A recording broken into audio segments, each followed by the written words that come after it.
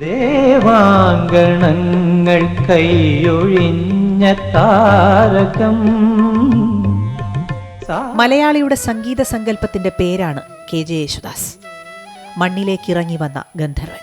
പ്രണയത്തിനും വിരഹത്തിനും ഇത്രയേറെ സംഗീത സൗന്ദര്യമുണ്ടെന്ന് നമ്മെ പാടി പഠിപ്പിച്ച ഗാനഗന്ധർവൻ. ആരെയും ഭാവഗായകനാക്കും ആത്മസൗന്ദര്യമാണു നീ. നമ്രശീർഷരായി നിൽപ്പു നിൻ മുന്നിൽ കമ്ര നക്ഷത്ര കന്യകൾ. ജാതിഭേദം മതദ്വേഷം എന്ന് തുടങ്ങുന്ന ഗുരുദേവ കീർത്തനത്തോടെ സിനിമാ ലോകത്തിൽ യേശുദാസ് യുഗത്തിന് തുടക്കമായി. 1960 ആരംഭിച്ച് 6 പതിറ്റാണ്ടും പിന്നിട്ട് നീളുന്ന സംഗീത സപര്യ വികാരങ്ങളെ അതുപോലെ ആവാഹിച്ചു പാടി. ഭാഷയുടെ അതിരുകൾക്കപ്പുറം ആരാധകരും അംഗീകാരങ്ങളും അദ്ദേഹത്തെ തേടിയെത്തി. പത്മവിഭൂഷൺ, പത്മഭൂഷൺ അടക്കം നൽകി രാജ്യം ആദരിച്ചു. 8 തവണ മികച്ച ഗായകനുള്ള ദേശീയ പുരസ്കാരം.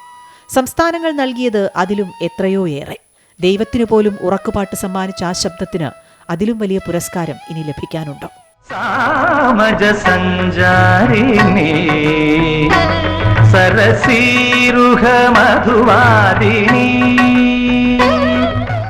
തലമുറകൾ വ്യത്യാസമില്ലാതെ ആസ്വാദകരുടെ ബാല്യവും കൗമാരവും യൗവനവും വാർദ്ധക്യവുമെല്ലാം സംഗീത സുരഭിലമാക്കിയ ഗാനഗന്ധർവന് പിറന്നാൾ ആശംസകൾ നേരുകയാണ് സംഗീതലോകം. കുഞ്ഞികളെ ഒരു കഥ പറയാം, ഈ പുല്ലാങ്കുഴലിൻ കഥ പറയാം.